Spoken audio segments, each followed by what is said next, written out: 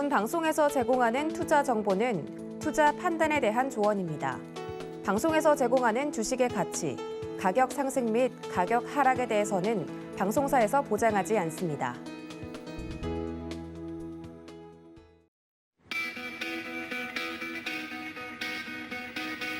안녕하세요. 고수익 작전타임 진행의 이수연입니다.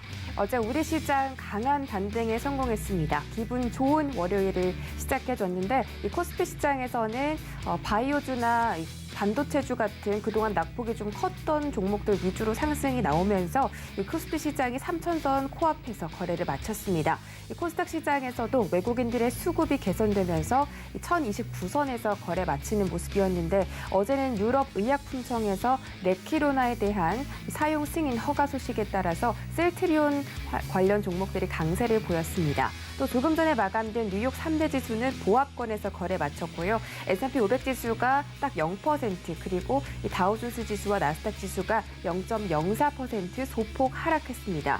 어제는 미국의 10년 만기 국채 금리가 1.6%까지 상승하면서 이 투자 심리가 점점 압박됐고 여전히 인플레이션 우려가 시장에는 잔존하는 상황입니다. 이런 이슈들 어떻게 대응하면 좋을지 궁금하시면 오늘도 고수익 작전타임과 함께 전략 세워가시기 바라겠고요. 오늘 첫 번째 시간은 버니와 함께하는 미국 주식 시간입니다. 영상 보고 오시죠.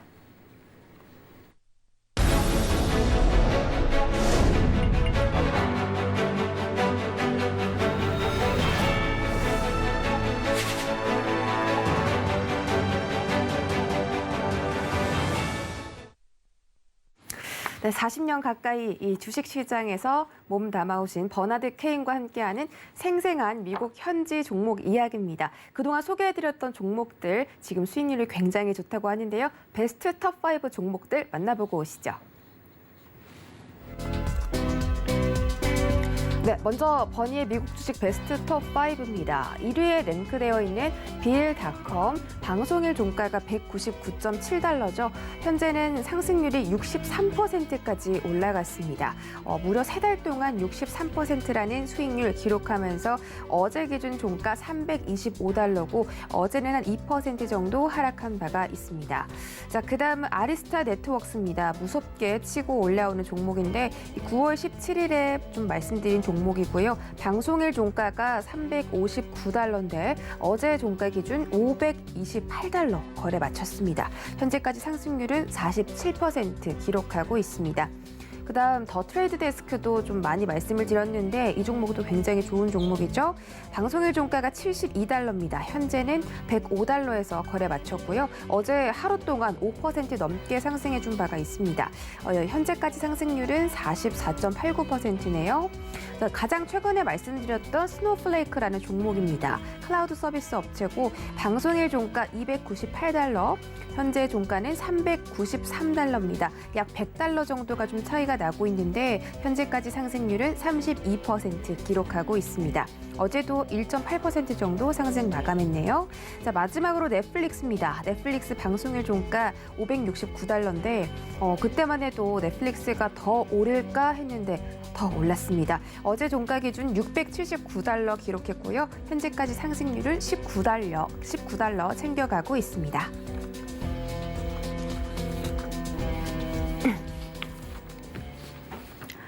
네, 버니와 함께하는 미국 주식 그동안 소개해드렸던 수익률 베스트 톱5 종목들 소개해드리고 돌아왔습니다. 정말 이 수익률만 봐도 내가 그때 투자했더라면 이런 생각이 드는데 항상 이렇게 말씀해 주시는 종목들 그냥 소개해드리는 것이 아니라 실적 기반에서 또 자세하게 성장성까지 짚어주시니까요. 이 시간 함께 해주시기 바라겠습니다. 자, 오늘도 한번 종목 리뷰해 보도록 하겠습니다. 지금 베스트 톱5 4위에 랭크된 종목인데 스노우플레이크라는 종목입니다. 클라우드 기반의 서비스 플랫폼 업체인데 어떤 성장성 가지고 있는지 다시 한번 체크해 주실까요? Snowflake operates a cloud-based data warehousing platform that gives its enterprise clients the ability to get more value from the data they collect. Customers put their data in Snowflake and use it to make better and faster business decisions and perform advanced analysis that gives them advantages over their competition. We've been talking about storing data in the clouds. But then you have to do analysis on that data. And this is where Snowflake comes in.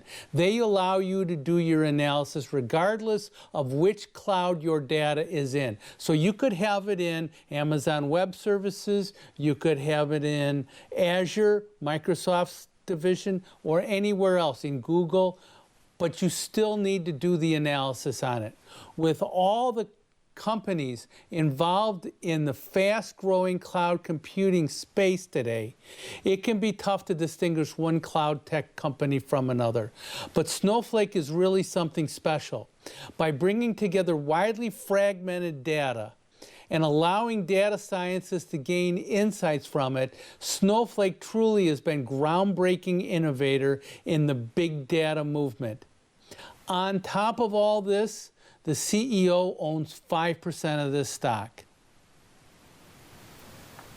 네, 스노우플레이크의 차별화 전략 잠깐 짚고 돌아왔습니다. 스노우플레이크는 워렌 버핏이 투자한 기업으로도 유명한데 최근에 한국에도 좀 상륙을 하면서 더 유명해지고 있습니다. 클라우드 서비스 저도 정말 많이 이용하는데 이 스노우플레이크에 대한 투자 포인트도 짚어주시죠.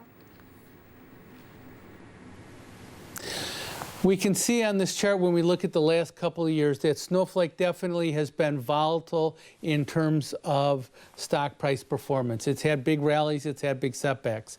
But I believe as time goes along, that volatility is getting squeezed out of it.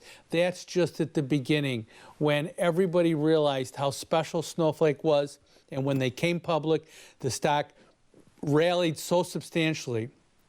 And it can't, I mean, that's just a little too quick. It's hard to warrant that given the fact that you've got to look forward so far. But now we can see that that volatility is pretty much reduced to a regular stock price volatility.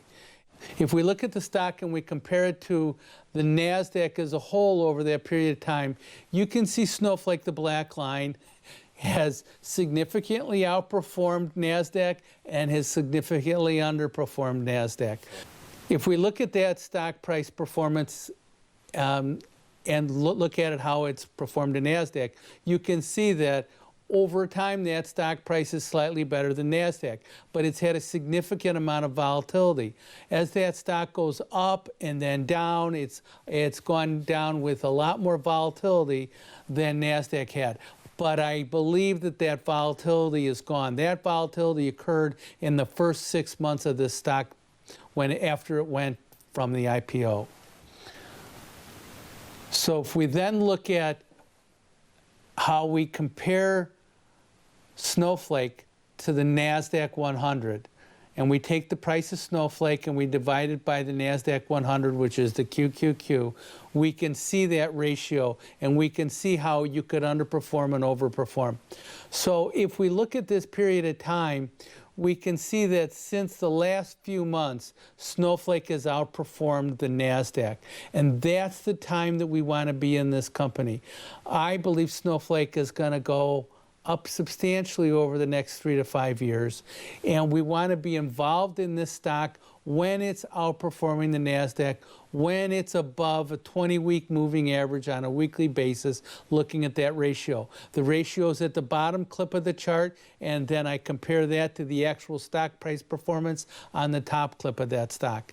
I'm very optimistic on Snowflake stock price performance going out 3 to 5 years.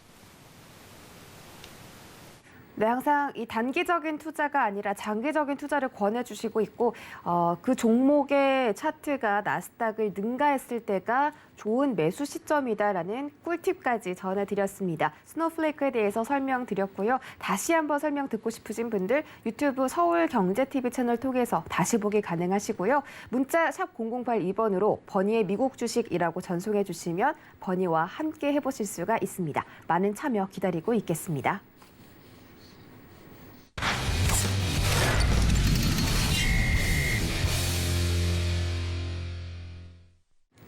네, 이어질 시간은 김민수의 작전 키워드 시간입니다. 레몬리서치 김민수 대표와 함께합니다. 안녕하세요. 네, 안녕하십니까. 네, 반갑습니다. 주말 잘 보내셨어요? 네, 잘 예, 화요일입니다, 오늘. 네. 맞습니다. 월요일입니다. 네. 네, 어제 못 빼서 이제 오늘 좀 안부를 여쭤봤고요. 네, 이번 주에 중요한 경제 지표들이 많습니다. 일단 이 미국의 소비 지표에 집중을 하고 있고 또 미국의 실적 시즌도 마무리가 되어 가고 있는데 이제 소매 판매, 유통 기업들의 실적 발표도 앞두고 있습니다. 오늘 중요한 경제 일정 좀 체크해 주실까요? 네, 이번 주는 11월 중반대입니다. 그러다 보니까 나오는 지표들, 어제 중국 지표 상당히 많이 발표됐고요. 오늘 같은 경우는 11월 16일 화요일 날 같은 경우, 일단, 미국의 10월 소매 판매가 발표되고, 산업 생산 9월 기업 재고 발표됐는데, 그냥, 다른 것보다 소매 판매 지표 봐야 될 것 같고요. 최근에 발표됐던 미국의 소비자 신뢰 지수는 훅 떨어졌습니다. 그만큼 인플레이션에 대한 부담을 계속 많이 느끼고 있다. 소비자들이 지갑을 웬만해서는 안 열고 있다라고 볼 수 있는 상황들인데 그런 쪽으로 봤을 때 소매 판매마저도 실질적인 변화가 나온다라고 하게 되면 이번에 소비 시즌과 관련된 연말까지의 변화가 약간 주춤할 수 있겠죠. 이 부분도 한번 체크를 해야 될 것 같고요. 오늘 또 하나 지켜봐야 될 부분들이 if 카카오 2021이라고 하는 컨퍼런스가 열립니다. 이제 여기서는 카카오 계열사들이 모두 총출동해서 앞으로 카카오가 어떤 식으로 갈 것이고 어떤 기술과 관련된 부분들 뭐 다 어느 정도 아시는 뭐 AI나 그리고 또 지금 카카오는 또 블록체인에 대해서 진심이었었죠. 그래서 그동안 보여줬었던 변화들이라든가 앞으로 끌고 갈 이제 흐름들을 계속 언급을 하면서 변화가 나올 걸로 보여지고 있기 때문에 카카오를 안 갖고 있다고 하더라도 카카오가 또 가지고 갈 변화들을 또 체크해 보는 것도 앞으로의 뭐 메타버스나 블록체인 기술과 관련된 여러 가지 흐름들 확인할 필요가 있다고 봐야 될 것 같고요. 또 17일 날 수요일 날 같은 경우는 일단 지스타 2021이 열립니다.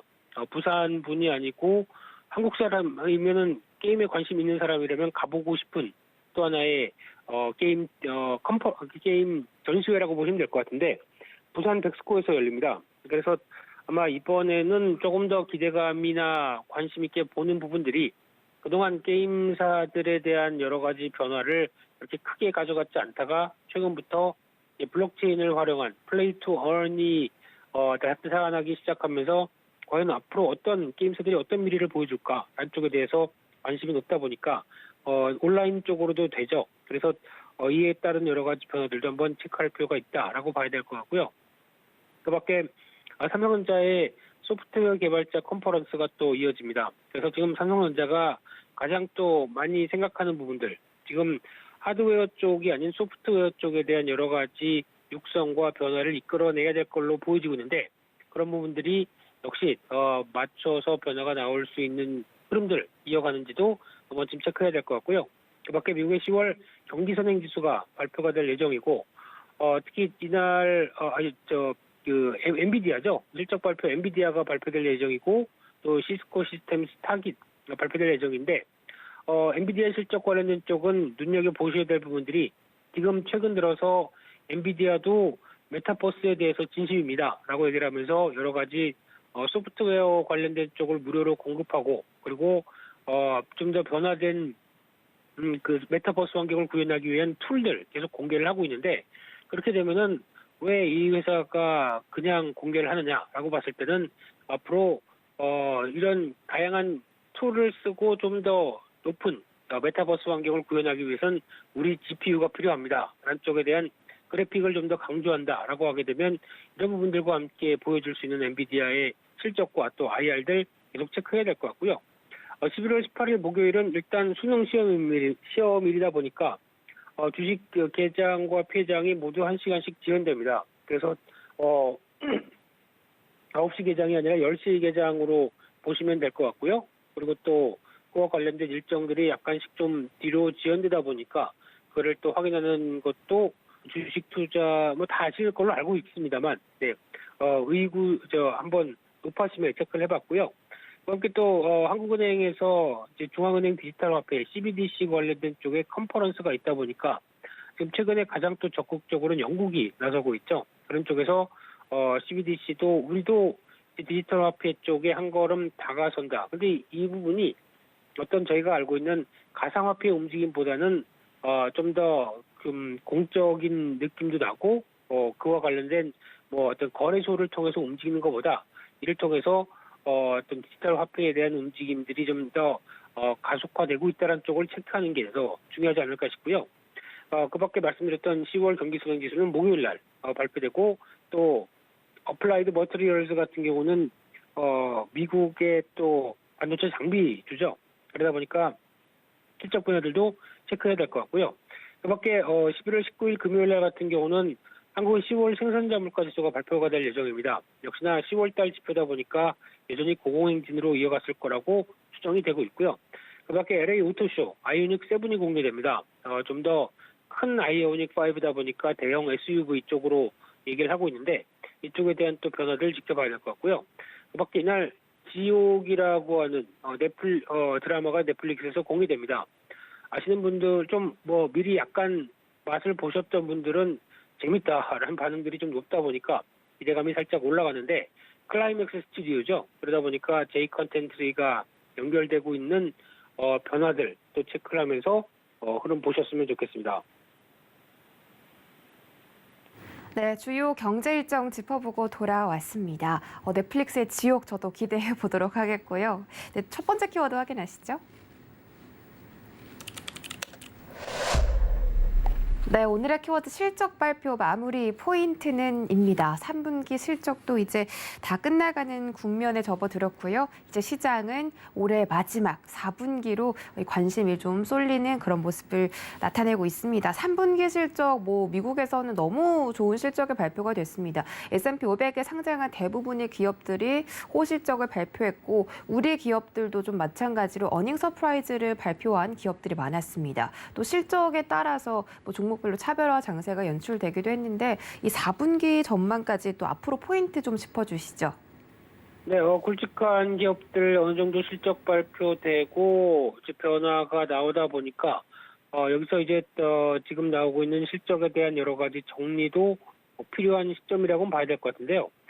특히 지금 개별 기업 중심으로 실적 발표가 거의 또 이어지고 거의 마무리가 되는 수준이다 보니까 관련된 종목들에 대한 변동성이 좀 더 커지고 있다라는 쪽. 특히 실적이 잘 나오면은 그래도 이렇게 크게 밀리진 않겠는데, 즉 잘 나와도 실적 이게 피크아웃이다라는 것 때문에 또 흔들리고 못 나오면 더 밀리고 그러다 보니까 좀 짜증나는 국면들이 이어졌지만은 결국 그래도 실적이 어떻게 보면 주가를 이끄는 변수보다도 이 정도 기조가 계속 자리 잡는다라고 하게 되면 성장성과 함께 내년에 대한 기대감이 같이 이어질 수가 있기 때문에 당연히 실적 기조는 보는 게 맞다고 봐야 될 것 같은데요. 그런 쪽에서 아마 이번 실적에서 가장 눈여겨볼 수 있는 거는 인플레이션이 큰 화두고 공급과 관련된 병목 현상이 큰 화두다 보니까 이런 부분들을 기업들이 얼만큼 잘 이겨냈을 수 있을까가 중요한 변화라고 보여지고 있는데 그렇게 되면은 일단 매출은 늘어난 회사들이 많았죠. 그런데 매출의 확대가 매출마저 안 늘어나게 되면 조금 더 회사가 좀 부진할 가능성이 높겠죠. 그런데 매출이 늘어남에도 불구하고 비용이 좀 많이 늘어서 영업이익 또 순이익까지 수익성이 많이 좀 훼손되는 쪽도 나온다라고 하게 되면 이거에 대한 부담감도 좀 큰 모습들인데 그런 회사들 같은 경우의 변화를 이번에 계속 또 체크하고 내 종목이 또 그런 쪽이 없나 하는 쪽도 확인해야 될 것 같은데 대표적인 비용 보게 되면 저희가 잘 아시다시피 원자재 가격 올라갔고요.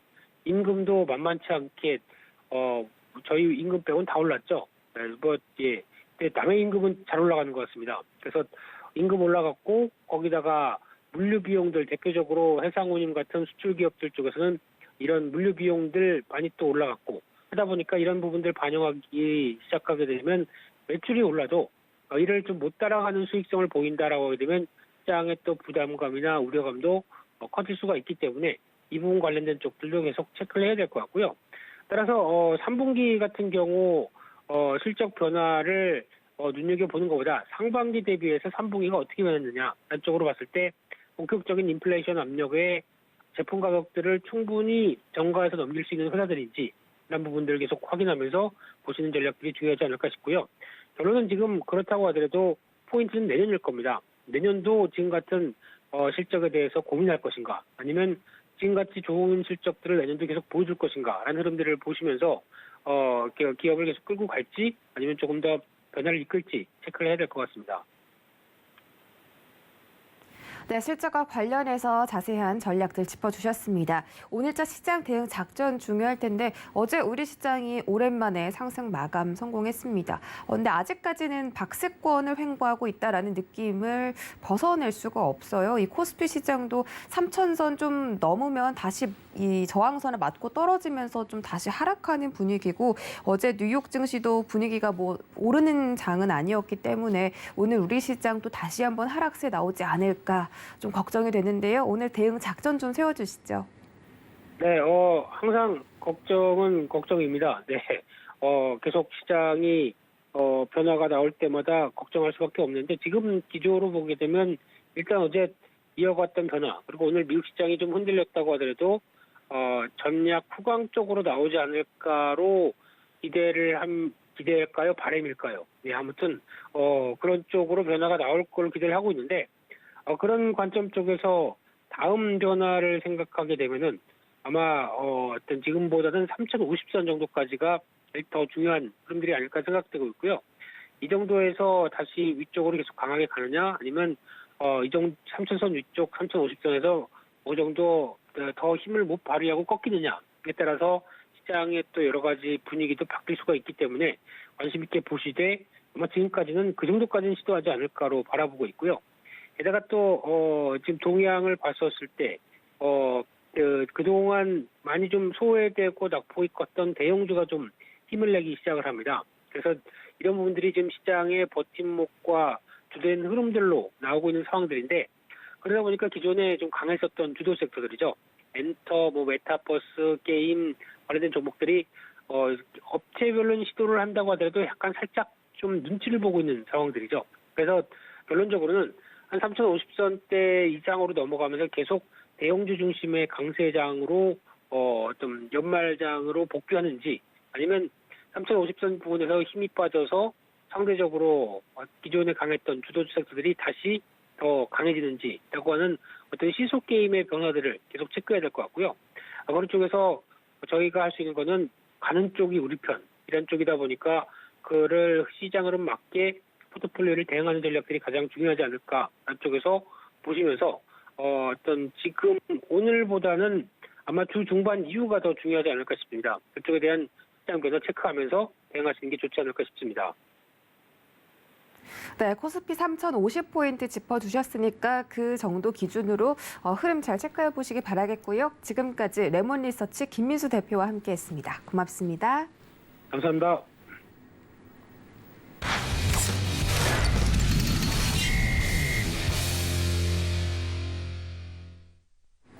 네, 이어지는 시간 허반석의 작전 리포트 시간입니다. 증권가 리포트 분석해드리는 시간이고요. 서경의 산업부장 허반석 전문위원 인사드리겠습니다. 안녕하십니까? 네, 안녕하세요. 네, 반갑습니다.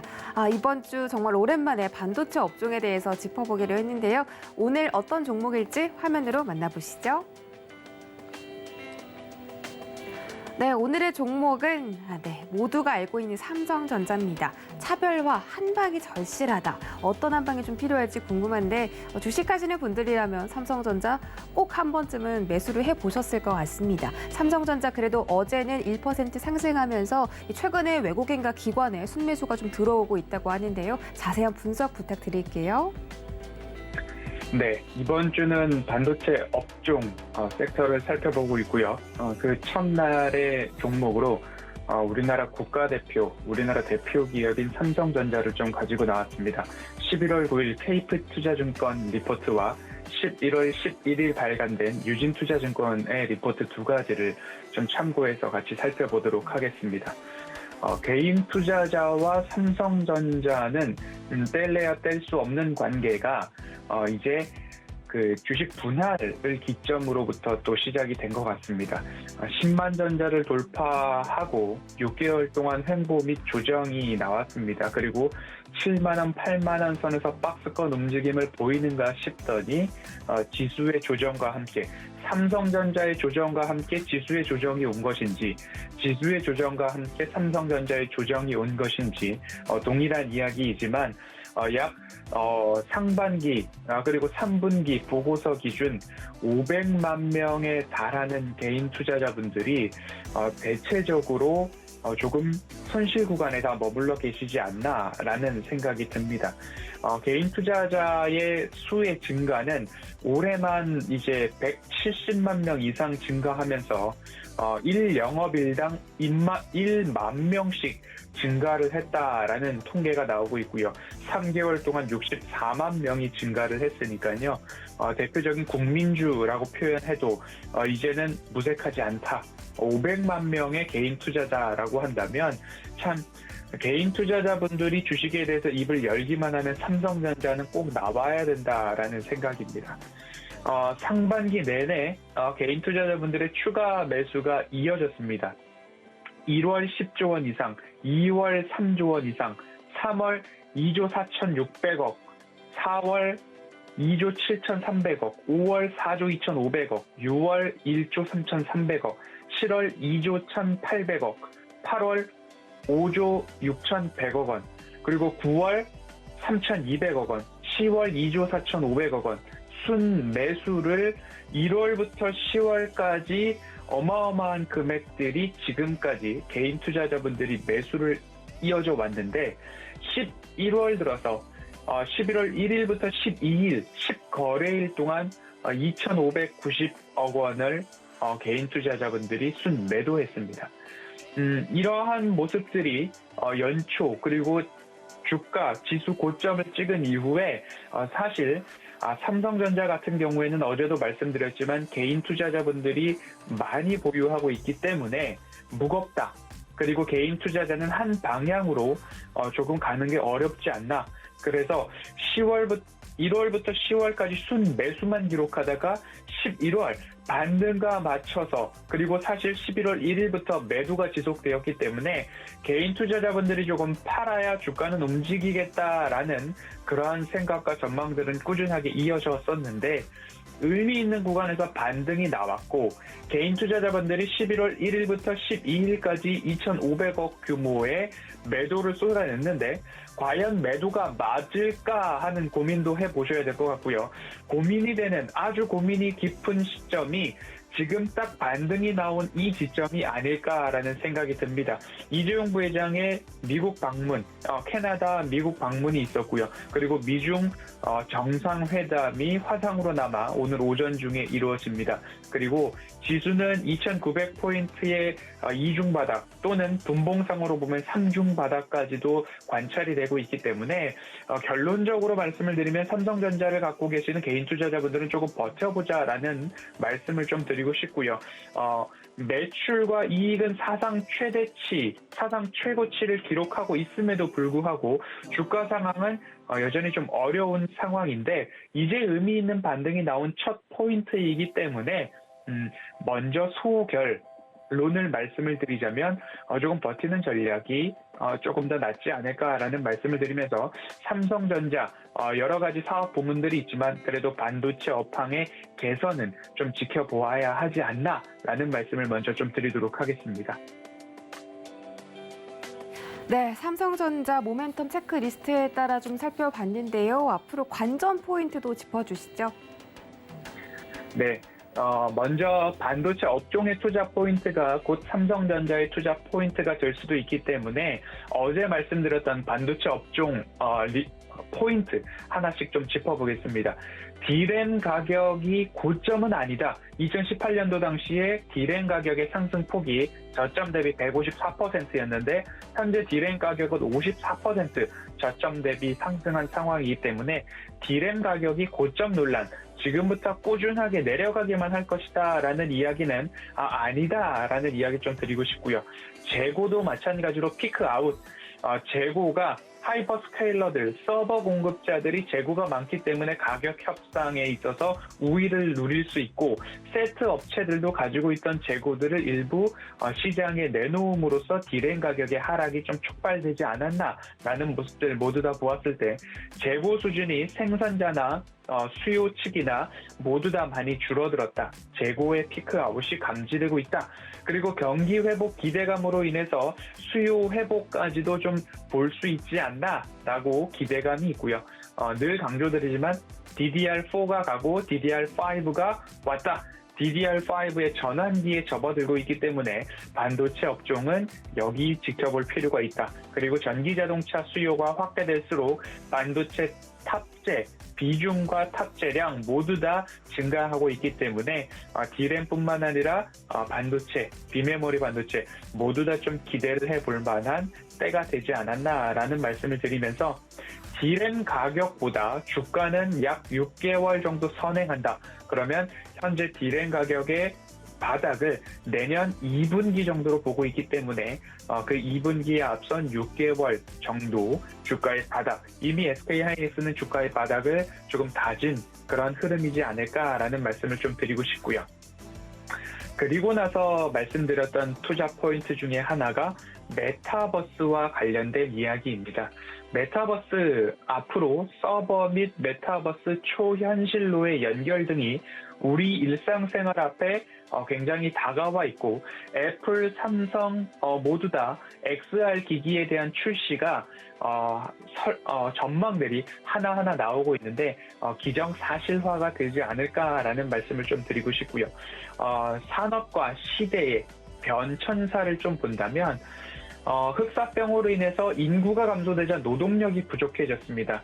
노동력이 감소되자 봉건사회가 붕괴의 길로 좀 일어났다라는 생활 태도와 변화, 신기술의 도입 이러한 것들이 하나하나 글로벌 그리고 역사 속에서 좀 살펴볼 수 있을 것 같고요. 흑사병이 좀 그리고 있었고 그리고 사스가 2003년도부터 있었는데 이때도 마찬가지로 비접촉 대면 기피 현상 이런 것들이 나오면서 정보통신의 발달, 재택근무의 발달, 그리고 저밀도 지역으로의 주택 이동 등이 현상이 나타나면서 전자상거래가 이때부터 태동이 시작되지 않았나, 여기서 한 번 더 시프트업이 되지 않았나라는 이야기, 그리고 그 중에서도 이러한 것들을 계기로 알리바바의 큰 성장이 있었던 것처럼 이제는 코로나19 의 발발로 인해서 재택근무 여전히 많아졌고요. 이제는 막 복귀를 하고 있죠. 원격 회의, 어디서나 나의 데이터에 접속을 할 수 있는 클라우드, 서버에 대한 기술 확대 등들이 나타나고 있고 이제는 재택근무를 넘어서 내가 직접 어디를 방문하지 않고서도 모든 것들을 할 수 있는 초현실, 메타버스, 가상현실로의 연결이 주목되고 있는 XR 기기에도 조금 더 집중을 해볼 필요가 있다라는 말씀을 드리고 싶고요. D램 가격에 있어서 가장 중요한 비중을 차지하고 있는 부분들이 서버입니다. 매출 비중의 37%를 담당을 하고 있죠. 이런 것들을 좀 보았을 때 이 반도체 업종에서도 지켜보아야 할 부분들이 메타버스와 연결이 될 수 있다라는 말씀을 좀 드리고 싶고요. 그렇다면 이 메타버스의 활용 그리고 발달은 모든 곳에 메모리와 비메모리 반도체는 필수적으로 필요하다. 그래서 메타버스의 개화와 성장은 서버와 클라우드 산업의 성장과 동반할 것이고 그리고 그 중요도가 높아질 것이고 클라우드와 서버의 성장은 반도체 성장 사이클을 조금 더 앞당겨 가지고 올 수 있겠다라는 생각을 반도체 업종 그리고 반도체 기업에 투자하시는 분들은 이러한 것들을 꼭 살펴보시면 좋겠다. D램 가격, 재고는 피크아웃, 경기 회복에 따른 수요 회복, 전기자동차의 반도체 탑재량 증가, 그리고 메타버스와 서버 클라우드 마찬가지로 반도체 성장에 일조할 부분들이다. 그래서 삼성전자를 갖고 계시는 분들은 11월 1일부터 11월 11일까지 조금 매도를 하시긴 했지만 지금 반등에 바로 팔아버리기에는 좀 아쉽다라는 말씀을 한 번 더 드리도록 하겠습니다. 네, 삼성전자에 대한 관전 포인트 짚어봤습니다. 삼성전자 정말 많은 분들이 들고 계시고 지금 채팅에서도 저도 들고 있습니다. 이렇게 말씀을 해주시고 계세요. 삼성전자 정말 좀 이제는 지루합니다. 좀 이제는 상승 추세에 올라탔으면 좋겠는데 앞으로 실적 그리고 향후 전망까지 한번 짚어주실까요? 네, 삼성전자 사상 최대 매출의 주가는 고점 대비 27%나 하락해 있는 상황에서 반등이 이제 나올까 하고 있습니다. 시장은 무언가 삼성전자의 이제 실적 말고 그 이상의 것들을 조금 원하는 모습입니다. AI면 AI, 초격차, 그리고 통신이면 통신, 6G에 대한 이야기가 하나하나 좀 시장에서 또 나오고 있는 것 같습니다. 이재용 부회장의 미국 방문을 통해서 6G 시연을 한다라는 이야기가 좀 나오고 있는데요. 이처럼 시장은 삼성전자의 최대 매출과 이익보다 새로운 무언가가 필요하다라는 이야기를 하고 있는 것 같고요. 회사도 마찬가지로 거기에 대한 필요성은 충분히 인지를 하고 있을 것 같습니다. 4분기 실적을 먼저 좀 살펴보면요. 매출액은 71조 8천억 원, 영업이익은 15조 1천억 원으로 3분기 대비 소폭 하락할 수도 있다라는 예상치가 나오고 있습니다.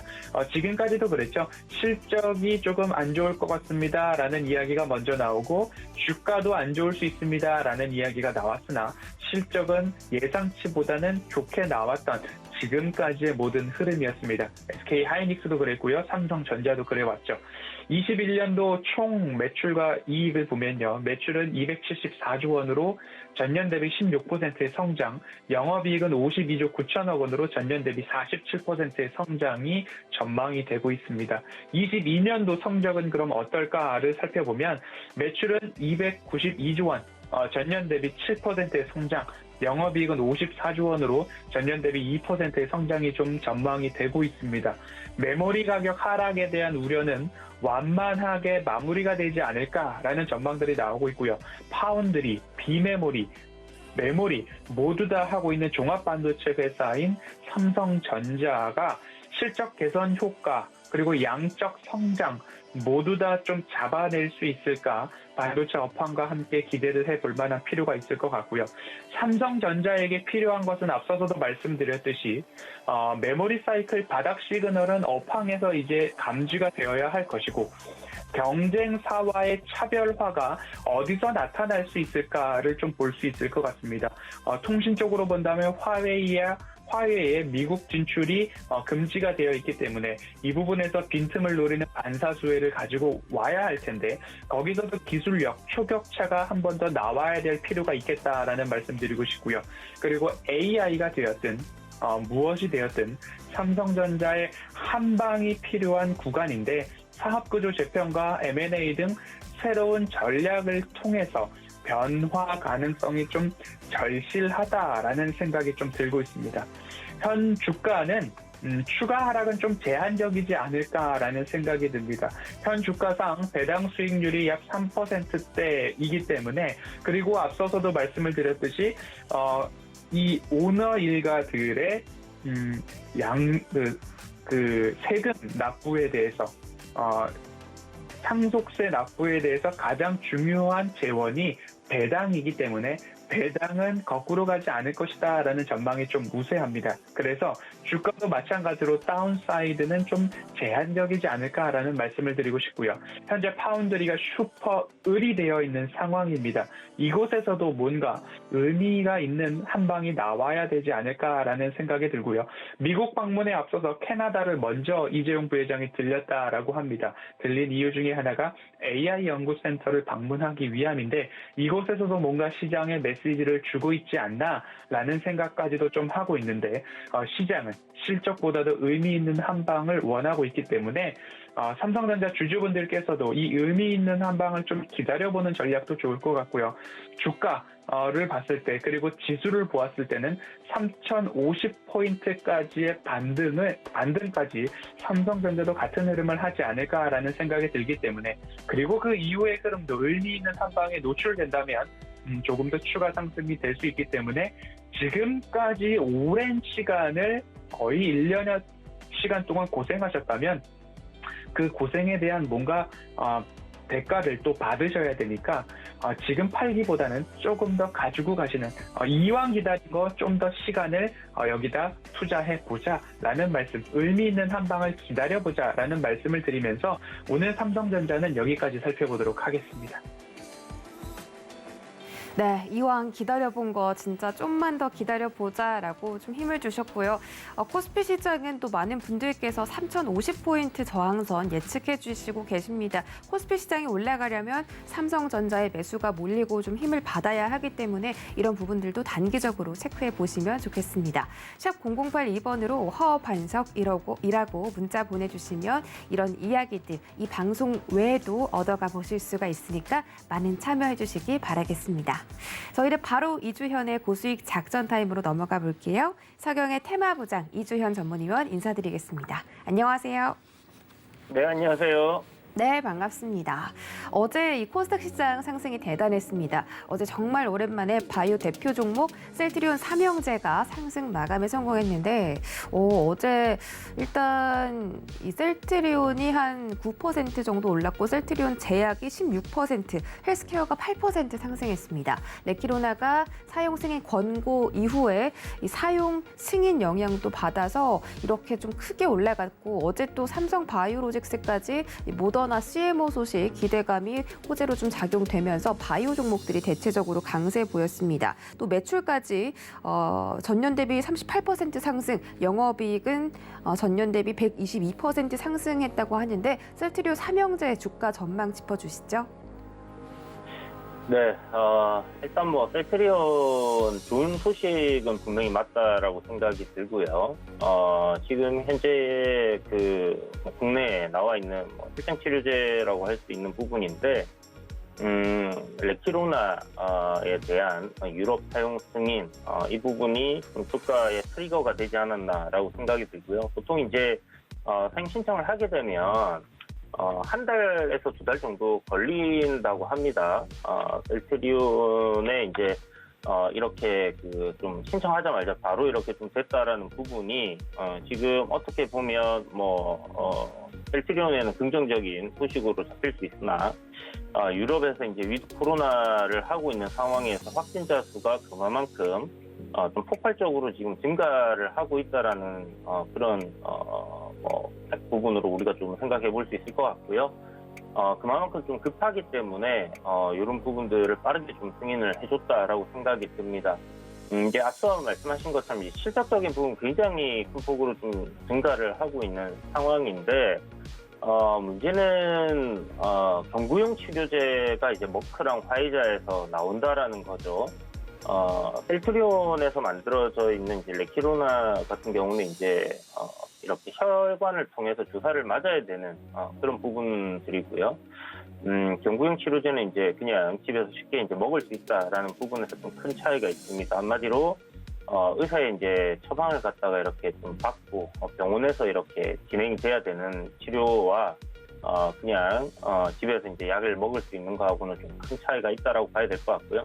이제 머크와 화이자의 이 경구용 치료제가 얼마만큼 이제 시장을 잠식해 가느냐에 따라서 레키노나의 이제 실적이라고 해야 되나 이제 이 부분 시장 점유율에 대한 부분들은 앞으로 달라질 가능성이 좀 크다라고 생각이 듭니다. 그래서 일시적인 좀 상승 효과가 아니지 않을까라고 생각이 들고요. 시장이 반등을 하는 그런 시점에 좀 맞춰져서 호재가 나오면서 그게 이제 주가에 좀 트리거가 됐다라고 생각이 듭니다. 다만 이제 기술적으로 봤을 때는 셀트리온 제약이라든지 셀트리온이라든지 충분히 조정이 나와줬고 예전에 이제 시세를 크게 분출하기 전에 만들어진 어떤 매물대 부분에서의 반등이기 때문에 충분히 긍정적으로 우리가 바라볼 수 있는 그런 위치에서의 시세 분출이었다라고 생각을 할 수 있습니다. 그러면 이제 단기적인 그냥 시세 분출로 끝날 게 아니라 여기서 추가적인 상승 흐름이 나와준다라고 하면 상승으로의 추세 전환이 일어날 수 있다라고 생각을 해볼 수 있을 것 같은데요. 지금 현재 셀트리온 같은 게 이제 주력 제품 보덱스를 필두로 해가지고 올해 본격 판매가 시작된 내시나, 액토스, 고혈압 치료제인 이갈비 자가 면역 치료제 렘시마가 있죠. 그리고 혈액암 치료제인 뭐 트루치마 이런 부분들이 있는 상황이고 지속적으로 뭐 점유율을 높여가고 있는 그런 부분들이기 때문에 실적은 앞으로도 개선될 여지가 충분히 있다라는 부분들이 이제 뭐 업계에서의 전망이다라고 보시면 될 것 같습니다. 뭐 신약을 또 출시를 하는 거 앞두고 있어요. 휴미 바이오시밀러라는 유플라이마라는 약이고요. 그다음에 알츠하이머 다들 아시겠지만 뭐 치매 치료제죠. 도네리온 패치라고 해서 이 부분들이 이제 앞으로 신약으로 나오면서의 또 실적 증가가 예상되고 있는 부분도 있고 또 새롭게 준비를 하고 있는 부분들도 있기 때문에 마냥 그냥 주가가 계속 빠지거나 하지는 않을 가능성이 좀 높다라고 생각이 듭니다. 지금 현재 보시고 있는 차트는 셀트리온 제약인데요. 뭐 많이 올라왔다가 지금 조정을 또 그만큼 크게 이제 또 받았던 부분이 있습니다. 그래서 굉장히 뭐 정석적으로 반등이 나와야 되는 구간에서 일단 반등은 나와줬고 그렇다면 이제 여기서부터 새롭게 추세를 전환할 수 있는 시점은 제가 봤을 때 뭐 한 17만 원 구간대를 돌파하는 그런 흐름이 나와줘야지 이 저항 구간을 뚫어내고 상승으로 주가가 움직일 가능성이 높다라고 봐야 될 것 같고요. 현재는 저점을 갖다가 한 10만 원대에서 잘 잡아줬기 때문에 이 구간 다시 이탈하지 않는 선에서의 눌림 조정 이후 추가적인 상승이 나와준다라면 긍정적으로 좀 바라볼 수 있지 않겠나라는 생각이 듭니다. 뭐 시장이 지금 한동안 좀 안 좋은 흐름을 이어왔었는데 2,900선을 좀 지지해주면서 반등의 흐름 굉장히 강하게 3일간 나와줬고요.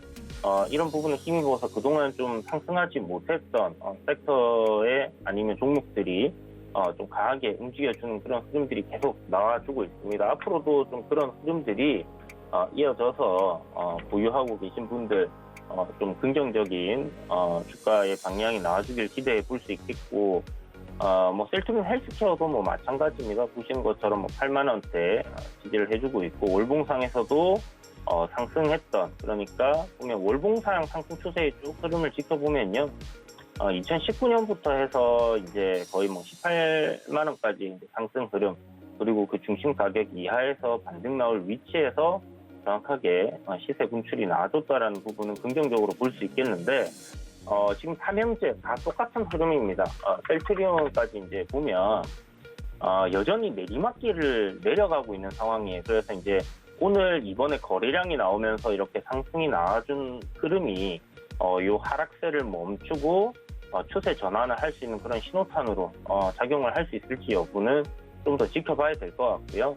뭐 셀트리온 기준으로 한 26만 원 정도의 이 저항자리 위로 주가가 올라서서 안착을 해준다라고 했을 때 보시는 것처럼 이 횡보했던 구간이 있기 때문에 이 구간의 매물대를 소화를 해줘야 되는 겁니다. 그래서 주가 27만 원 위로 올라서서 안착한다면 물량 소화할 가능성 굉장히 좀 커진다라고 보시면 될 것 같고 아직까지는 차트적으로는 뭐 방향을 알기는 좀 어렵다라고 봐야 될 것 같지만 분명 이 세 종목 다 지금 월봉상에서의 반등이 나올 수 있는 강한 지지라인 부분에서의 시세와 거래량이 터졌기 때문에 앞으로 주가 흐름은 굉장히 긍정적으로 볼 수 있겠다라고 생각을 하고요.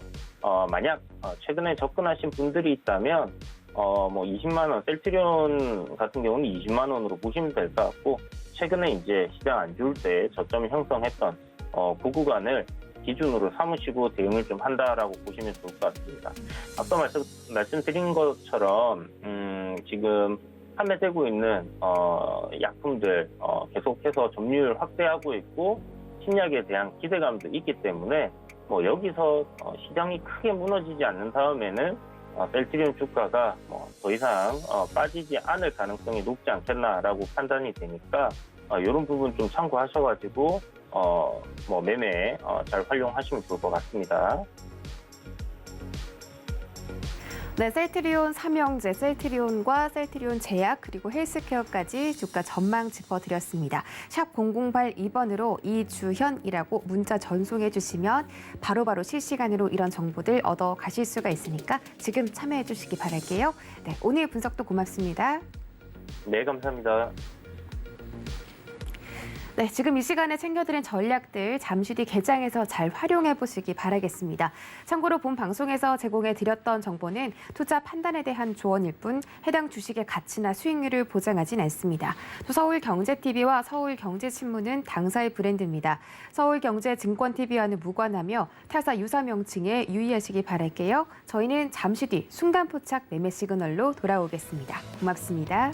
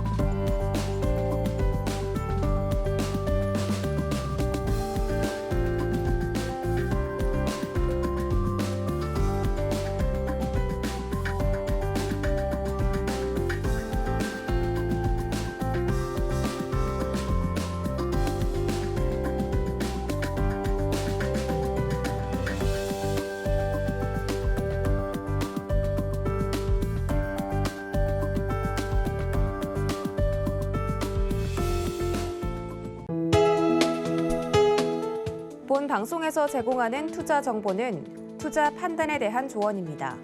방송에서 제공하는 주식의 가치, 가격 상승 및 가격 하락에 대해서는 방송사에서 보장하지 않습니다.